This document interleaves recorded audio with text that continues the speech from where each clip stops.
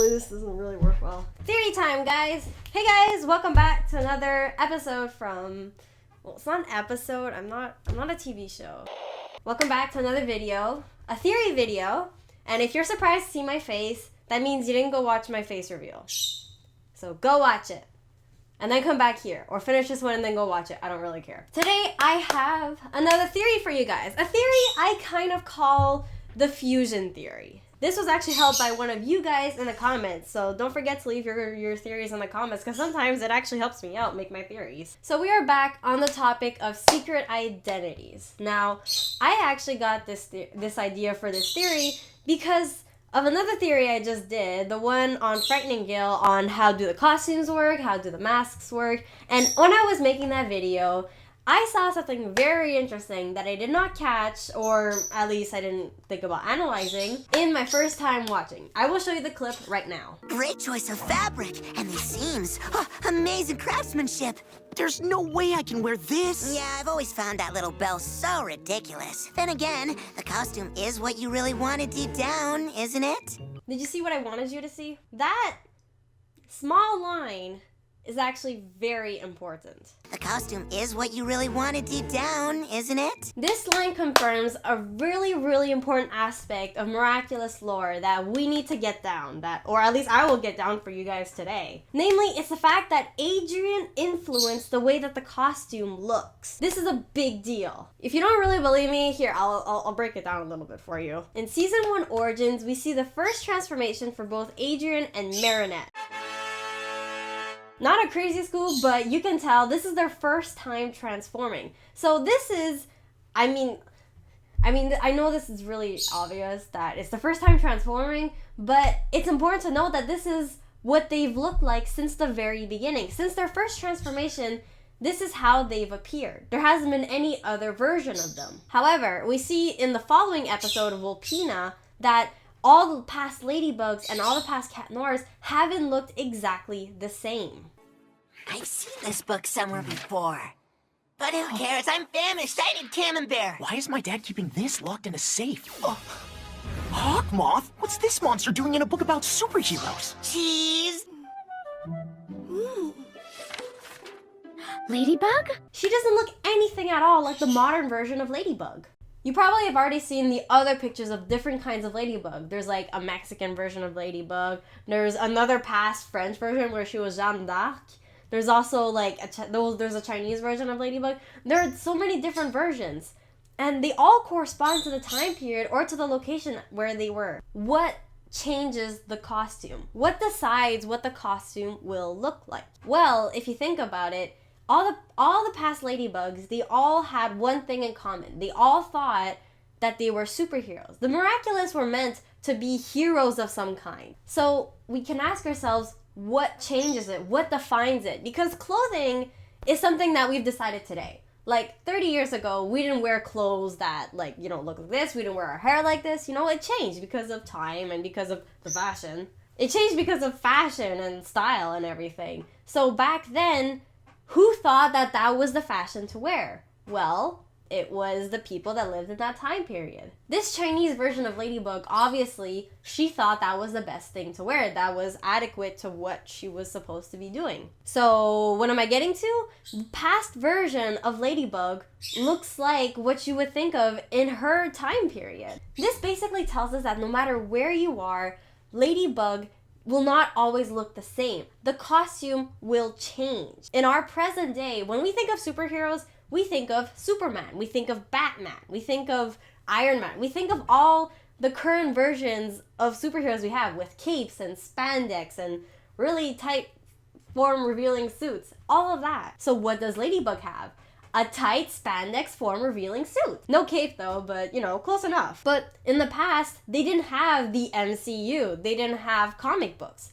So what would a superhero look like? A superhero would look like them, except maybe have a distinct pattern, a distinct animal that it would represent, and they would probably wear a mask. And that's exactly what we see in the past versions of Ladybug. They either wear masks or they wear a pattern of some kind showing that they are the Ladybug. They wear it's somewhat flamboyant, but with a sense of mystery to it. So they don't blend in with the common folk. but they are still heroes of some kind. Easily recognizable. And how is this confirmed? Because of Plagg's comment saying that this is what Adrian has always wanted. So Adrian decided what it looked like. So Adrian is the one that he's in this time period. He's in modern day France, and he decided, okay, this is what I think a superhero costume would look like. We've never gotten this commentary before because Plagg is always sucked into like the suit.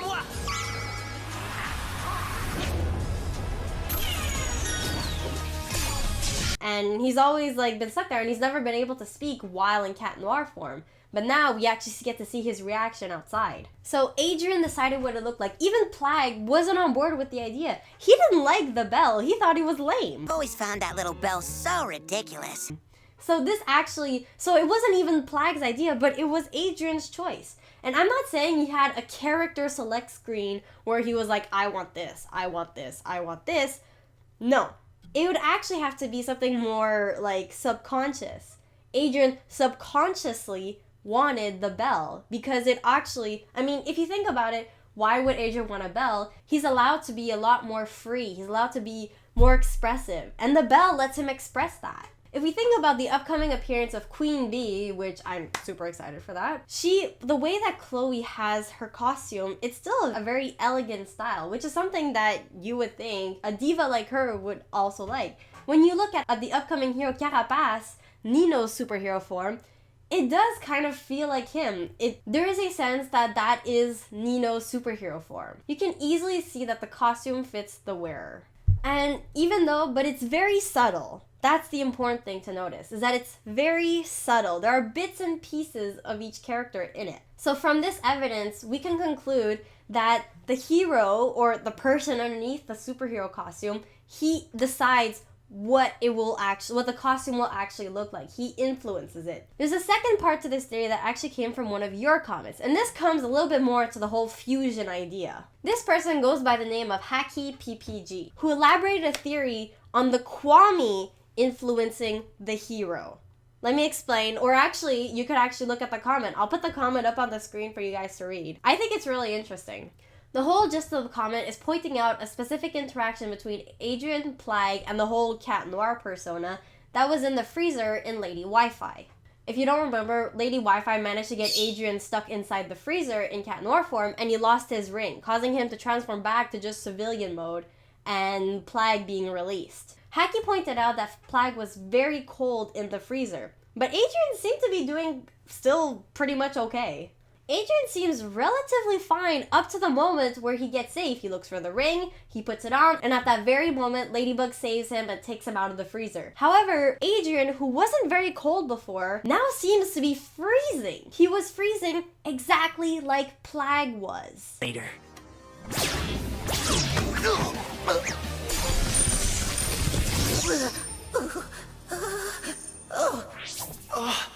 My ring! So chilly in here. Where is it? I could use a little help. Take your time. Gotcha! Gotcha! Come on, micro thingies, jam the signal!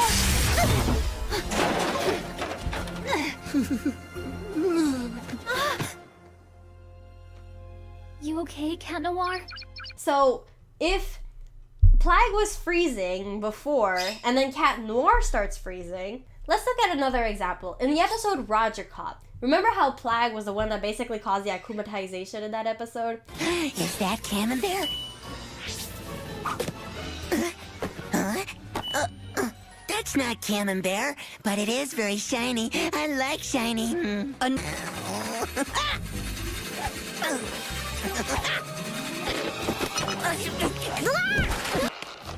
Next on the list is Proven guilty.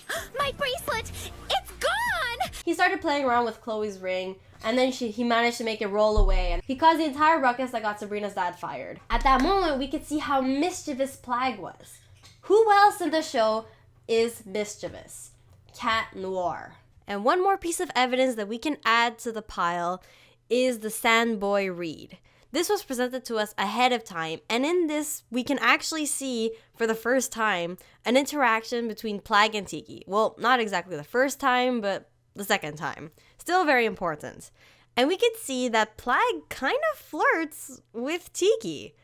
Where do you think Cat Noir gets his flirtiness from? If Plagg is mischievous, and Cat Noir is mischievous, and then the whole freezing thing, and then Cat Noir becomes freezing, and if Adrien, he's the one that influenced what the costume would look like, and he's the one that decided part of it, and, I mean, he's basically Adrien / Cat Noir at the same time, it must mean that they both fuse together. They both become one person. We don't see where Plagg goes when he suddenly disappears inside the ring, but he basically becomes Cat Noir. It's the elegance and charm of Cat Noir combined with the mischievous part of Plagg, and they both become one. They both become the superhero. It's basically like Venom, except a lot less creepy.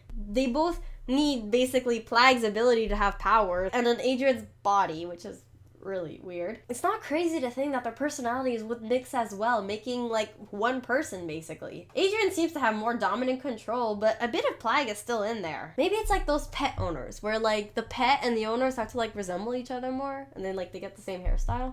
Probably too far. And that, guys, is the fusion theory. The idea that both Adrien and Plagg together become Cat Noir. So then in that way, Tiki and Marinette together become Ladybug. I mean, it's not a huge revelation. Like, we kind of knew somewhat at that point. We kind of already knew, like, you know, Tiki, she gets infused with the costume. But this is basically another look at it, and I think it has valid points. I'm not sure if it's entirely true, but I think it has some merit. On an extra note, if Marinette and Adrien decide what their costumes look like, that means that there's no reason for them not to get some kind of upgrade in the future where basically, I don't know, Adrien decides that he wants to start wearing a cape, or Marinette wants to have, like, boots or something. I don't know.